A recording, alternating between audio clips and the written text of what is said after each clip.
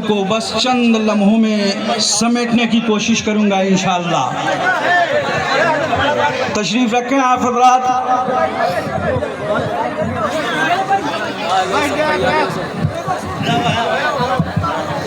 آپ حضرات سے گزارش ہے کہ اپنی اپنی جگہ لے کر بیٹھ جائیں۔ ابھی کچھ ہی دیر کے بعد قاری محمد علی فیض علی سیدنا مولانا محمد بارک وسلم صلاۃ تبقى وتدوم بدوام الملک الحی القیوم۔ عزیزان محترم، عنوان تو بڑا ہی عظیم الشان ہے۔ اگر اس عنوان پہ گفتگو کی جائے تو رات کا زاویہ تنگ ہو جائے، مگر بات ختم ہونے کا نام نہیں لے سکتی ہے۔ لیکن آئیے، میں نے ابھی تو شروع کیا ہے، بس ایک دو باتیں اور آپ کے حوالے کر کے میں انشاءاللہ آپ سے رخصت ہونے کی کوشش کروں گا۔ میں نے عرض کیا کہ پیغمبر علیہ الصلوۃ والتسلیم کو مولا تبارک و تعالی نے خاتم النبیین بنا کر کے بھیجا، سارے نبیوں کے نبوت کے دروازے پہ مہر لگانے والا، بند کرنے والا۔ یہی وجہ تو ہے پیغمبر آخر الزمان صلی اللہ علیہ وسلم کے بارے میں قرآن مقدس نے کھلے طور پہ کہا کہ محمد اللہ کے رسول ہیں، محمد اللہ کے رسول ہیں اور خاتم النبیین بھی ہیں۔ حضرات محترم، میں نے ابھی تک تو یہ بیان کیا کہ پیغمبر علیہ الصلوۃ والتسلیم کسی بالغ مرد کے باپ نہیں۔ بالغ مرد کہنے کی ضرورت اس لیے پڑی، یہی تفسیری معنی ہے۔ ہاں، امام احمد رضا خان فاضل بریلوی رضی اللہ تعالی عنہ نے بھی یہی ترجمہ کیا ہے، کسی بالغ مرد کے باپ نہیں۔ یہ نہیں کہا کسی مرد کے باپ نہیں۔ اگر ایسا کہتے نا تو آپ اعتراض کر سکتے ہیں، پیغمبر علیہ الصلوۃ والتسلیم کیا حضرت قاسم کے باپ نہیں ہیں؟ حضرت ابراہیم کے باپ نہیں ہیں؟ آپ کے بیٹے گزرے ہیں، آپ کے بیٹے گزرے ہیں۔ محمد عربی صلی اللہ علیہ وسلم کے فرزند ارجمند حضرت قاسم رضی اللہ تعالیٰ عنہ، اسی وجہ سے آپ کو ابو القاسم بھی کہا جاتا ہے۔ آپ کے ایک بیٹے ابراہیم بھی گزرے ہیں رضی اللہ تعالیٰ عنہ۔ بچپن ہی میں، چھوٹی ہی عمر میں ان دونوں کا انتقال ہو گیا۔ بعض روایتوں میں 3 اولاد ہیں، بعض روایتوں سے 4 اولاد کا ثبوت ملتا ہے۔ حضرات، پیغمبر علیہ الصلوۃ والتسلیم کی اولاد کو بچپن ہی میں موت آ گئی۔ سبحان اللہ، ذرا دیکھیے گا حضرات، پیغمبر علیہ الصلوۃ والتسلیم حضرت ابراہیم کے وصال کے بعد اشک بار، آنسو بہا رہے ہیں، رو رہے ہیں، میرے آقا رو رہے ہیں، غم رو رہے ہیں، آنسو بہا رہے ہیں۔ ایک صحابی ہیں حضرت عبد الرحمن ابن عوف رضی اللہ تعالیٰ عنہ، عرض کرتے ہیں یا رسول اللہ، آپ نے تو مرنے کے بعد رونے سے روکا ہے نا، منع کیا ہے نا کہ رویا نہ جائے، خود ہی آنسو بہا رہے ہیں۔ پیغمبر نے فرمایا تھا یہ تو شفقت کے آنسو ہیں، یہ محبت کے آنسو ہیں، یہ افسوس کے آنسو نہیں ہیں، محبت کے آنسو ہیں جو ہر ماں اور باپ کی نگاہوں سے گر جایا کرتے ہیں۔ اس پہ پابندی نہیں لگائی جا سکتی ہے۔ میں آپ سے پوچھنا چاہتا ہوں، اے میرے مولا، تو نے جناب قاسم اور جناب ابراہیم رضی اللہ عنہما کو بچپن ہی میں کیوں موت دے دیا؟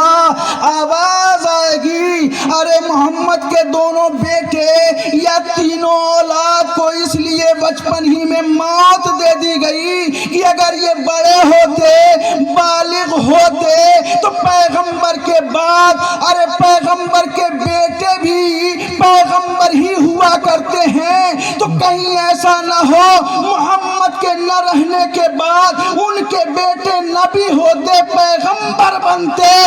رب نے کہہ دیا اے محمد، ارے تاج ختم نبوت تمہارے سر سجا دیا گیا ہے، اب میری رحمت کو گوارا نہیں ہے کہ تمہاری اولاد تک یہ نبوت کا سلسلہ جا سکے، اس لیے میں نے بچپن ہی میں انہیں موت دے دیا۔ حضرات، جب بچپن ہی میں اپنے اولاد نبی کو موت دے دی گئی تاکہ بالغ ہونے کے بعد پیغمبر کے بعد کہیں نبوت کا سلسلہ ان تک بڑھ نہ جائے۔ جب رب کی رحمت کو یہ تو ناگوارا نہیں کہ محمد کی اولاد، محمد کے بیٹے خود نبی ہوں، تو بتاؤ کیا رب یہ گوارا کر سکتا ہے کہ پاکستان کا کانا انسان جو احمد غلام احمد قادیانی کے نام سے مشہور ہے، کیا رب یہ گوارا کر سکتا ہے کہ نبوت کا تاج محمد عربی پہ نہیں بلکہ محمد عربی پہ نہ بدے اور غلام احمد قادیانی جیسا انسان نبوت کا دعویٰ کر کے کھڑا ہو جائے؟ یہ رب کی رحمت کو گوارا ہو سکتا ہے؟ نہیں اجی ختم نبوت کے اوپر قدغن لگانے کی کوشش کی گئی پیغمبر کے زمانے ہی میں۔ آپ نے سنا ہوگا تاریخ کے حوالے سے یمامہ سے اٹھنے والا ایک فتنہ اٹھ کھڑا ہوا تھا جسے مسیلمہ کہا جاتا ہے۔ مسیلمہ نے بھی نبوت کا دعویٰ کر دیا تھا۔ پیغمبر ابھی باحیات ہیں، میرے آقا زندہ ہی ہیں، اس نے بھی نبوت کا دعویٰ کر دیا تھا۔ مسیلمہ نے ایک خط لکھا تھا، تاریخ بتاتی ہے، ایک خط لکھ کر کے پیغمبر اعظم صلی اللہ علیہ وسلم کے پاس بھیجا تھا، اے محمد تم بھی نبی ہو میں بھی نبی ہوں، تم آؤ ایسا کریں کہ اپنی نبوت کا چھیتر جو ہے بانٹ لیں، اپنی نبوت والی سرزمین کو ہم تقسیم کر لیں، تم یہاں سے یہاں تک کے نبی رہو گے، ہم یہاں سے یہاں تک کے نبی رہیں گے۔ پیغمبر علیہ السلام تک جب خط پہنچا تھا نا، میرے آقا نے جب اس خط کو پڑھا تھا، پیغمبر نے جواب میں تحریر فرمایا، ارے تو نبی نہیں، تو کذاب ضرور ہو سکتا ہے۔ وہ خط لے کر کے ایک دبلے پتلے صحابی رسول جو معمر بھی ہیں، جن کی 10-12 اولادیں بھی ہیں، وہی وہ خط لے کر یمامہ کی دھرتی پہ پہنچے ہیں اور مسیلمہ کے پاس انہوں نے جا کر کے وہ خط پیش کیا ہے۔ مسیلمہ نے جب پڑھا کذاب کذاب کذاب، وہ چونک گیا، چونک ہی نہیں گیا، اس کے ہاتھ کانپنے لگے تھے، وہ تھر تھرا اٹھا تھا۔ کذاب لکھا تھا میرے آقا نے، ایسا لکھا پیغمبر نے کہ رہتی دنیا تک کے لیے مسیلمہ ہی نہیں، مسیلمہ کذاب بن گیا۔ ان خط لے جانے والے صحابی کو اس نے قتل ضرور کرا دیا، ان کے ہاتھ ضرور کاٹ دیے، مگر انجام کیا ہوا جانتے ہیں؟ پیغمبر علیہ الصلاۃ والتسلیم کے وصال کے بعد، دنیا سے رخصت ہونے کے بعد، حضرت صدیق اکبر رضی اللہ تعالیٰ عنہ جب خلیفہ بنے ہیں نا، حضرت صدیق اکبر نے یمامہ کی دھرتی پہ اپنے جانبازوں کا ایک عظیم الشان لشکر ختم نبوت کے منکر کے اوپر ضرب لگانے کے لیے بھیج دیا تھا، جس کی سربراہی اکرمہ بن ابو جہل نے کیا تھا۔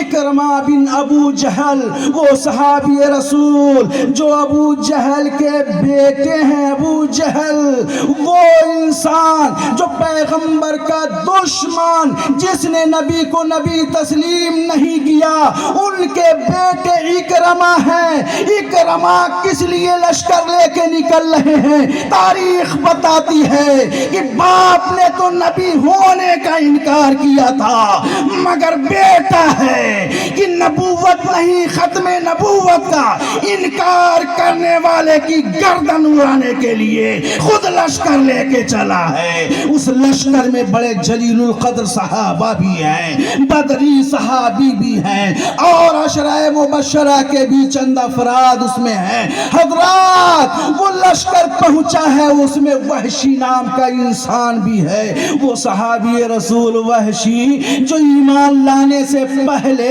جنگ احد میں جنہوں نے میرے نبی کے سب سے پیارے چچا حضرت امیر حمزہ رضی اللہ تعالیٰ عنہ کو شہید کیا تھا، نیزے مار کا زمین بوس کیا تھا۔ تھا وہی وحشی ہے۔ تاریخ ہمیں بتاتی ہے جب میرے نبی کے ختم نبوت کے اوپر اعتراض کیا جانے لگا اور نبوت جھوٹے نبیوں نے نبوت کا دعویٰ کیا، اس دروازے کو بند کرنے کے لیے وہی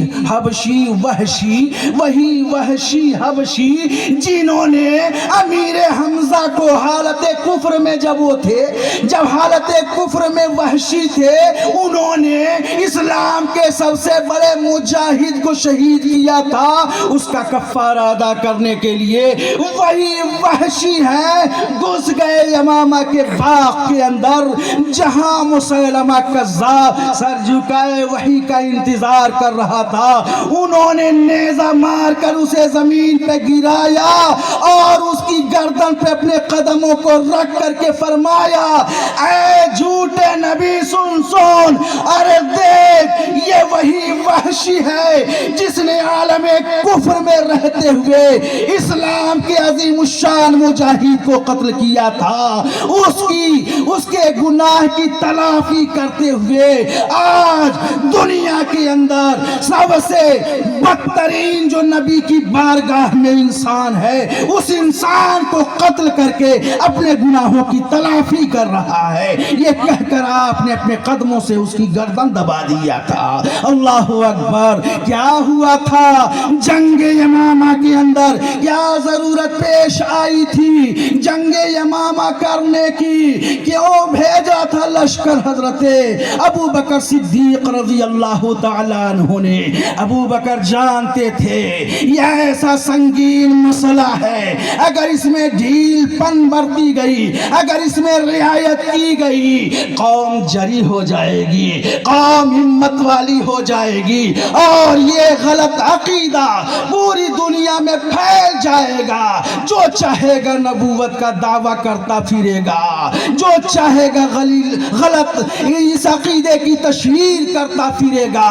صدیق اکبر نے اس غلط عقیدے کی تشہیر کو روکنے کے لیے اور اس غلط عقیدے کو قوم مسلم کے دلوں میں بیٹھنے سے بچانے کے لیے آپ نے اکرمہ کی سرکردگی میں عظیم الشان لشکر بھیج کر کے یمامہ کے مسیلمہ بن کذاب کی سرکوبی ہی نہیں کیا، بلکہ اس کے قلعے کے اوپر آخری کیل بھی ٹھوک دیا۔ نبوت کا دعویٰ کرنے کی ہمت صدیقی دور میں کسی کے اندر نہیں پائی جاتی رہی، لیکن چند سال گزرے، کچھ زمانہ گزرا حضرات، آج کے پاکستان ہی میں بھی بات لمبی ہوتی جا رہی ہے حضرات، میں اپنی گفتگو کو اسی بات پہ سمیٹنے کی کوشش کر رہا ہوں، چونکہ آپ حضرات کی نظر آپ کے محبوب اور آپ کے سب سے پسندیدہ شاعر اور خطیب کے اوپر پڑی ہوئی ہیں، اس لیے میں اب تہرے متخلل نہیں بننا چاہتا۔